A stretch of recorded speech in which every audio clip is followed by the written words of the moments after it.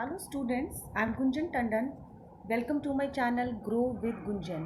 Student, इस वीडियो में हम पढ़ रहे हैं क्लास 9 की साइंस की फिजिक्स का चैप्टर 11 वर्क एंड एनर्जी, जिसमें अभी जो टॉपिक हमारा कंटिन्यूशन में है इस चैप्टर का वो है एनर्जी।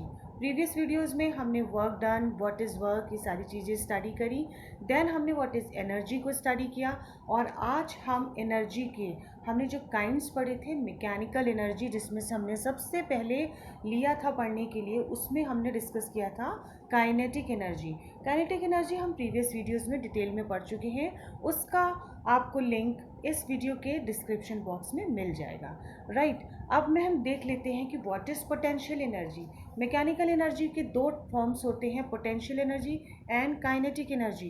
काइनेटिक एनर्जी क्या था? जब किसी ऑब्जेक्ट में मोशन होता है ना, किसी भी ऑब्जेक्ट में का कोई मूवमेंट होता है, कोई मोशन होता है, वो उसकी काइनेटिक एनर्जी कहलाती है। राइट, अब पोटेंशियल एनर्जी क्या है? Very simple.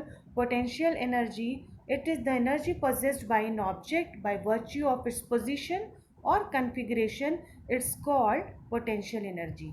जब भी किसी ऑब्जेक्ट में उसकी वो जो पोजीशन उसने एक्वायर की हुई है या जो भी उसका शेप है ना, जो ऑलरेडी उसके अंदर प्रेजेंट है, ऑलरेडी जो उसने एक्वायर की हुई है नेचुरली, वो उसकी पोटेंशियल एनर्जी कहलाती है। राइट, अगर आपको याद होगा कभी भी हम किसी भी स्टूडेंट के लिए या किसी पर्सन के लिए बात करते हैं कि that you have a potential, you can do this work, that means potential means you have the ability, you are capable of doing this work, है ना। दैट मीन्स आपके अंदर वो गुण है ना, वो हम कहते हैं ना, वो एनर्जी है। तो यहाँ पर भी पोटेंशियल का मतलब वही है कि जब ऑटोमेटिकली बाय मतलब दैट मीन्स नेचुरली हम कह सकते हैं कि किसी ऑब्जेक्ट के अंदर उसने जो पोजीशन उसके पास है, मीन्स जो शेप है, जो उसकी स्थिति, जिस स्थिति में वो उस समय प्रेजेंट है ना, उस समय जो उसके अंदर एक स्टोर्ड एनर्जी है जो ऑलरेडी प्रेजेंट है उसके अंदर, उसको हम पोटेंशियल एनर्जी कहते हैं। मीन्स जब हमारे अंदर किसी चीज़ की कैपेबिलिटी है, एबिलिटी है,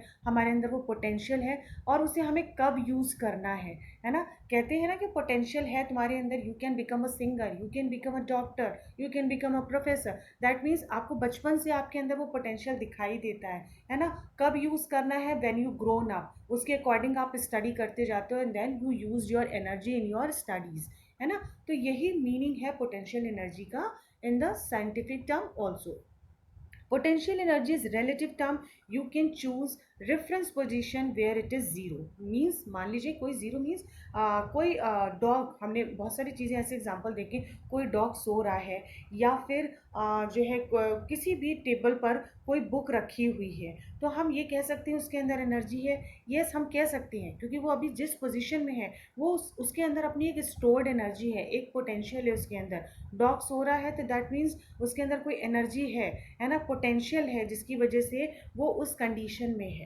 राइट, तो हम कह सकते हैं कि when it is zero, an object's energy increases when it is raised through a height.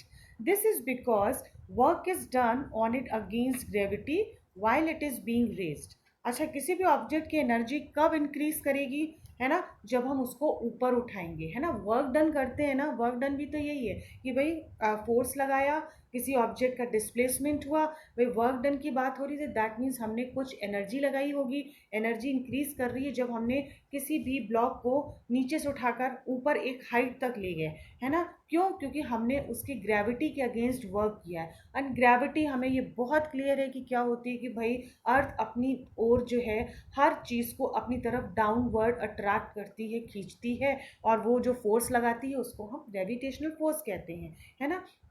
तो जैसे जैसे एनर्जी कब बढ़ती है, जितना हम जो है जितनी एनर्जी जो है उस पर जितना भी वर्क डन हम उस पर कर रहे हैं, जितना फोर्स लगा रहे हैं, है ना, अगेंस्ट ग्रेविटी, ग्रेविटी अर्थ अपनी तरफ से खींचेगी, हम उतना फोर्स लगा रहे हैं, जितना फोर्स लगा रहे हैं उतना ही वर्क डन हो रहा है। वर्क डन हो रहा है मीन्स ज़्यादा एनर्जी लग रही है, तो उस ऑब्जेक्ट की एनर्जी उतनी ही बढ़ती है, वो जितनी हाइट पर हम उसको उठाते हैं। Right, the energy present in such an object is the gravitational potential energy. यानी जो भी एनर्जी किसी ऑब्जेक्ट में वो प्रेजेंट है ना, जब हम उसको एक हाइट पर ऊपर की तरफ रेस करते हैं तो ग्रेविटेशनल फोर्स लग रहा है ना, ग्रेविटी नीचे से लग रही है। तो यही उस ऑब्जेक्ट के अंदर जब वो स्टेशनरी पोजीशन में थी तो उसके पास पोटेंशियल एनर्जी थी। जब हमने उसको हाइट पर उठाया तो ग्रेविटी लगनी शुरू हो गई, ग्रेविटेशनल फोर्स लगना शुरू हो गया। Force means work done is going there, work done किया जा रहा है। तो वही उस ऑब्जेक्ट में जो हमने जो एनर्जी लगाई है ना, जो उसके अंदर थी, जो हमने फोर्स लगाया, जो वर्क डन किया, वो उसकी क्या हो गई, ग्रेविटेशनल पोटेंशियल एनर्जी। अभी इसे आगे हम और क्लियर कर लेंगे, क्या हो गई वो उसकी gravitational potential energy. Right, clear आया समझ में। देन नेक्स्ट देख लेते हैं इसमें, the gravitational potential energy of an object at a point above the ground is defined as the work done in raising it from the ground to that point against gravity। भाई देखो simple, अभी मैंने example से बताया कि किसी भी object की ग्रेविटेशनल पोटेंशियल एनर्जी क्या होती है। ग्रेविटेशनल पोटेंशियल एनर्जी होती है किसी भी ऑब्जेक्ट की जब हम उसको ग्राउंड से उठाने के लिए वर्क डन करते हैं, है ना। ग्राउंड पे रखी है कोई ऑब्जेक्ट, कोई ब्लॉक रखा है, हमने उसे ग्राउंड से ऊपर की तरफ रेस किया, हाइट पर ले जाना चाहते हैं, तो यानी हम ग्रेविटी के अगेंस्ट काम कर रहे हैं। ग्रेविटी अपना फोर्स लगाकर जो है उसको अपनी तरफ अट्रैक्ट कर रही है, तो वो उस ऑब्जेक्ट की उस समय, यानी उस समय जो उसकी पोटेंशियल एनर्जी थी उस पर ग्रेविटी भी लगनी शुरू हो गई, तो वो उसकी ग्रेविटेशनल पोटेंशियल एनर्जी हो गई। राइट, तो यहाँ तक ये सारी चीज़ें आपको क्लियर हो गई। देन देख लेते हैं three types of potential energy. हालांकि क्लास 9 के अकॉर्डिंग ये थोड़ा सा ज़्यादा है, लेकिन ग्रेविटेशनल पोटेंशियल एनर्जी हम पढ़ रहे हैं तो कुछ एग्जांपल से इसके फॉर्म्स भी हम क्लियर कर लेंगे। देखो, gravitational potential energy is the energy stored in an object as a result of vertical position, height and its mass, है ना। वही मैंने बताया कि जब हम किसी ऑब्जेक्ट को हाइट पर ले जाते हैं अगेंस्ट द ग्राउंड, है ना, किसी उसके अंदर जो एनर्जी ऑलरेडी प्रेजेंट होती है, वर्टिकल पोजीशन मीन्स हाइट पर हम ऊपर की तरफ ले जा रहे हैं, है ना, एंड इट्स मास यानी उस पर, और जो उसका मास है उस पर जो हम एनर्जी, जो वर्क डन कर रहे हैं, जो फोर्स लगा रहे हैं। Right, the energy is stored as a result of gravitational attraction of earth for the object, यानी जो भी ऑब्जेक्ट, जो ऑब्जेक्ट के अंदर जो पोटेंशियल एनर्जी है वो क्या हुई, जब हमने उसको उसकी जगह से हिलाया, उसका डिस्प्लेसमेंट हुआ, उस पर वर्क डन हुआ, तो वो उसका जो एक अर्थ अपना ग्रेविटेशनल अट्रैक्शन अपनी तरफ अट्रैक्ट करके खींच रही है, वो उस ऑब्जेक्ट की क्या हो गई, ग्रेविटेशनल पोटेंशियल एनर्जी। राइट, अब इसमें देखो सेकंड जो दी हुई है kind of, that is elastic potential energy. First one was gravitational potential energy and second was elastic potential energy। Right, elastic potential energy is very simple, it is stored in the elastic material as a result of stretching और compressing of the object। भाई मान लीजिए किसी spring को जो है हम stretch कर रहे हैं एक एंड से दूसरी एंड की तरफ, है ना, तो उसके अंदर भी भाई जब तक भी वो अपनी उसको हम स्ट्रेच नहीं कर रहे हैं तो उसके अंदर अपनी एक पोटेंशियल एनर्जी स्टोर्ड है ऑलरेडी उसके शेप की वजह से, है ना। तो किसी भी इलास्टिक मटेरियल के अंदर जो उसकी एनर्जी स्टोर्ड होती है और वो कब इंक्रीज होती है, बाय स्ट्रेचिंग और कंप्रेसिंग ऑफ द ऑब्जेक्ट। अगर हम उसको खींच रहे हैं या दबा रहे हैं, हाथ से प्रेस कर रहे हैं, तो जो उसके अंदर स्टोर्ड एनर्जी है वो उसकी इलास्टिक पोटेंशियल एनर्जी कहलाएगी। राइट, अभी तक तो वो उसमें शेप, भाई देखिए हमें पता है कि एनर्जी ना तो डिस्ट्रॉय की जा सकती है ना ही क्रिएट की जा सकती है, ये अभी हम आगे पढ़ेंगे law of conservation of energy में। लेकिन यहाँ पर हमें पता है कि एनर्जी का एक फॉर्म दूसरे फॉर्म में कन्वर्ट होता है। अगर कोई ऑब्जेक्ट वो स्टेशनरी पोजीशन में, मीन्स उसमें कोई मूवमेंट नहीं हो रहा है, स्टिल रखी हुई है, तो उसके अंदर उसकी एक एनर्जी है जिसे हम पोटेंशियल एनर्जी कहते हैं, है ना, उसके शेप या फिर उसकी पोजीशन की वजह से। जैसे मान लीजिए एक स्प्रिंग है और इसी स्प्रिंग को जब हम स्ट्रेच करते हैं यहाँ से वहाँ, तो यानी उसमें क्या हो रहा है, मूवमेंट हो रहा है, मोशन में आ रही है, तो वहां पे क्या हम उसको कहेंगे, ये पोटेंशियल एनर्जी से वो काइनेटिक एनर्जी में कन्वर्ट हो गई।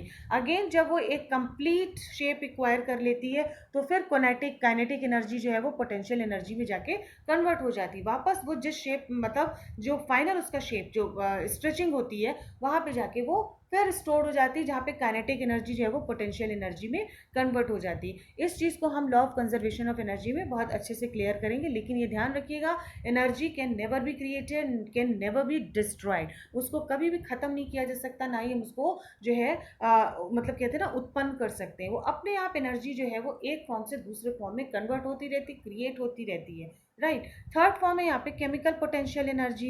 It is the energy stored in chemical bonds of object. हमारे जितने भी ऑब्जेक्ट ऑब्जेक्ट हैं उनके बीच की जो केमिकल बॉन्डिंग होती है उनके बीच में ये केमिकल पोटेंशियल एनर्जी प्रेजेंट होती है। And chemical potential energy can be release by various chemical reaction. और जब भी यही ऑब्जेक्ट हमारे ये जो कंपाउंड हैं जब भी केमिकल रिएक्शन में इन्वॉल्व होते हैं तो ये केमिकल पोटेंशियल एनर्जी तब रिलीज होती है। For example burning gasoline to power a car. अभी बहुत सारे एग्जाम्पल जब हम केमिस्ट्री में ही साइंस में ही पढ़ेंगे तो ये सारी चीज़ें हमें और क्लियर हो जाएंगी कहाँ कैसे एनर्जी रिलीज होती है। तो 3 काइंड्स ऑफ पोटेंशियल एनर्जी हमने देखी, gravitational potential energy, elastic potential energy and chemical potential energy. Students इसका स्क्रीनशॉट आप लेते जाइएगा, this is very important for you और आपको इसे नोट्स बनाने में भी हेल्प करेगा। आप पोटेंशियल एनर्जी देख लो, क्या होती है किसी भी ऑब्जेक्ट की, बिकॉज ऑफ इट्स पोजीशन। यहाँ पे देख लो, अगर यहाँ पर ये चीज़ ये लेकर खड़ा हुआ है कोई इस तरीके से हाथ में लेकर किसी फिश उसको, तो ये उसकी समय जो उसके अंदर जो एनर्जी है वो पोटेंशियल एनर्जी है। One person is standing here, यानी यहाँ पे स्टिल खड़ा हुआ है, उसके अंदर अपना एक पोटेंशियल है, एक एनर्जी है जिसकी वजह से उसने इस रॉड पर अपनी पोजीशन को एक्वायर किया हुआ है, राइट। तो these are the example of gravitational potential energy और potential energy. Now we will see derivation, है ना, कैसे इसका फॉर्मूला डिराइव करेंगे। भाई काइनेटिक एनर्जी का फॉर्मूला हमने क्या डिराइव किया था, kinetic energy is equal to half mv², यानी काइनेटिक एनर्जी हमारी डिपेंड कर रही थी मास पर और वेलोसिटी पर। अगर वेलोसिटी इंक्रीज करेगी तो that means kinetic energy increase करेगी। मास जितना ज़्यादा होगा उतना ही ज़्यादा हमें एनर्जी, उतना ही ज़्यादा वर्क डन करना पड़ेगा, राइट। तो हमने उसका डेरिवेशन देखा था। Now here we will see the derivation of potential energy. मान लीजिए देखिए ये एक ऑब्जेक्ट है ना, ये ऐसे करके एक ब्लॉक रखा हुआ है, ठीक है। Consider an object of mass m, इसका मास जो है वो m है। Let it be raise through a height, इसको देखो ऊपर की तरफ थोड़ा सा उठाया गया, है ना, through a height h height पर इसको उठाया गया, यानी डिस्प्लेसमेंट हुआ। फ्रॉम द ग्राउंड, ग्राउंड से हमने उसको थोड़ा डिस्प्लेस किया। अब जब डिस्प्लेसमेंट की बात आ रही है, किसी ऑब्जेक्ट को हम हिला रहे हैं तो ऑब्वियसली फोर्स रिक्वायर्ड होगा, और force is required to do this. The minimum force which is required to raise the object is equal to the किसके बराबर, वेट ऑफ द ऑब्जेक्ट। जो भी हम फोर्स लगा रहे हैं किसी ऑब्जेक्ट पर वो उसके वेट के बराबर होगा। वेट क्या होगा उसका, F is equal to, force हमें पता है mg, है ना, मास इंटू उसकी gravity. Clear. The object gains energy equal to the work done on it. जितना हम ऑब्जेक्ट पे वर्क डन करेंगे, यानी जितना फोर्स लगाएंगे उतना ही ज़्यादा हमने वर्क डन किया। जितना वर्क डन कर रहे हैं उस ऑब्जेक्ट को हिलाने के लिए उतना ही वो ऑब्जेक्ट एनर्जी एक्वायर कर रहा है, उतनी ज़्यादा एनर्जी गेन कर रहा है ना। हम पढ़ते आ रहे हैं work done is equal to energy, वही हमने काइनेटिक एनर्जी में भी इस चीज़ को क्लियर किया था।